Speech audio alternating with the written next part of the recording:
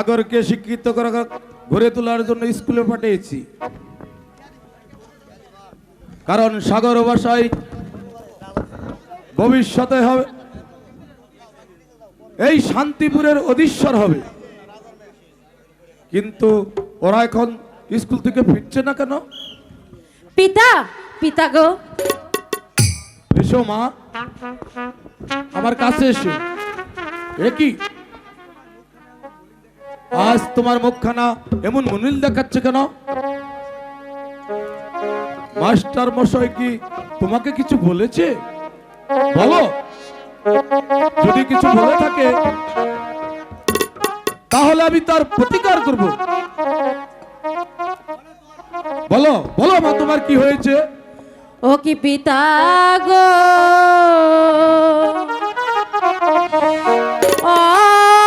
অপমানের বিচার করবে না করি। পিতা,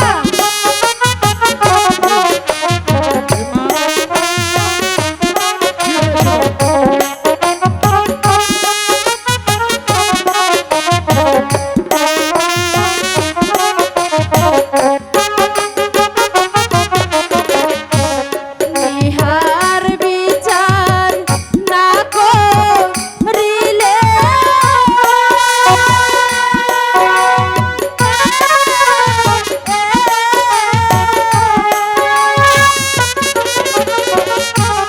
যাব না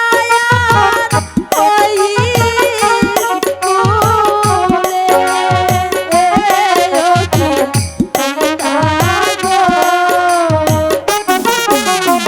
ওই অপমানের বিচার করবে না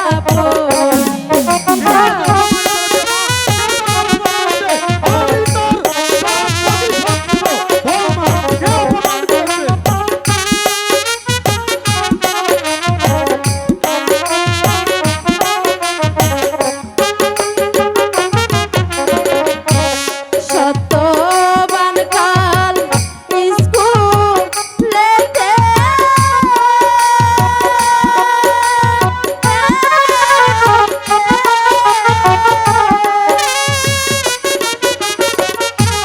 সাগর ডাকে মুদ্র বলে ও কি পিতা গো,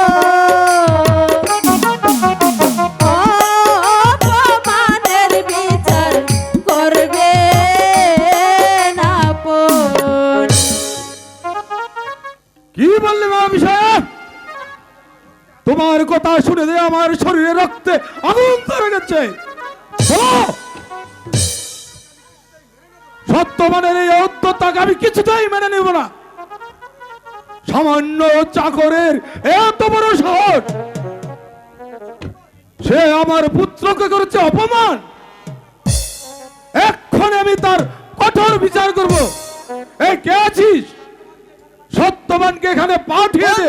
মহারাজ, যাও, সত্যবানকে রাজপ্রাসাদে। আমার শিরোধার্য শিরোধার্য।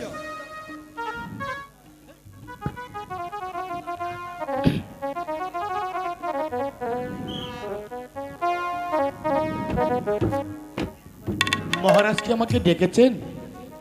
হ্যালো, সত্যবান, তোমার এত বড় স্পর্ধা! তুমি স্কুলে আমার নিজের পুত্রকে, আমার পুত্রকে তোমার পুত্র বলে অপমান করেছ। এ কথা বলতে তোমার জিভটা আড়ষ্ট হয়ে এলো না? এত বড় সাহস তোমার!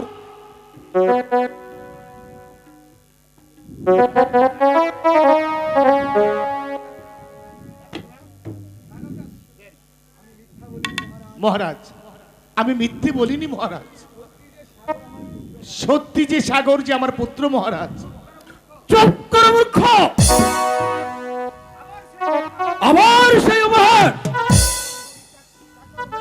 বেতনভোগী চাকর হয়ে আমার সম্মুখে দাঁড়িয়ে তুমি আমার পুত্রকে তোমার নিজ পুত্র বলে অপমান করছো। এই কে আছিস আমার চাবুক চালিয়ে আয়।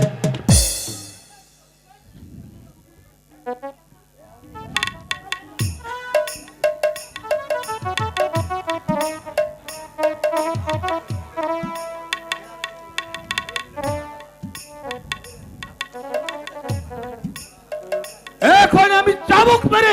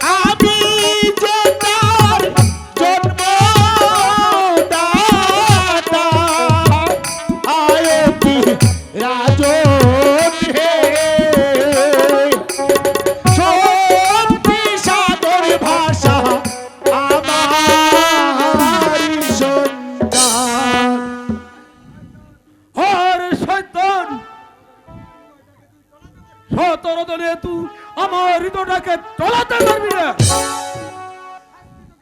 শাস্তি শাস্তি তাকে পেতেই হবে, পেতেই হবে। কোথায় ঘাতক?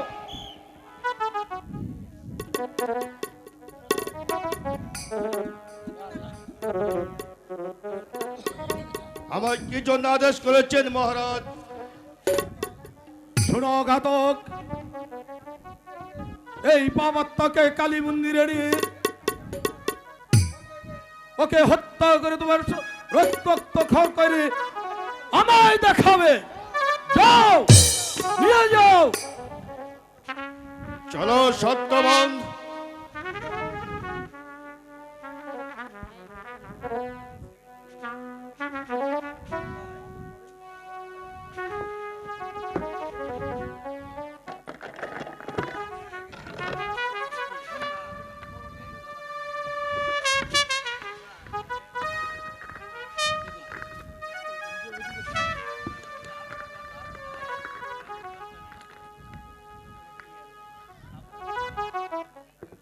চলো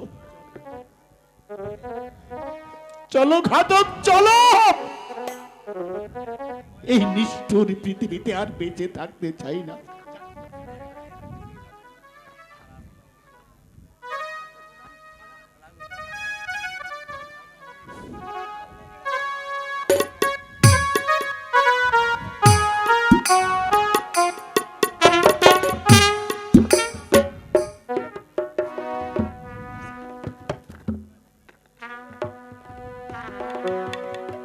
মনির শাহ,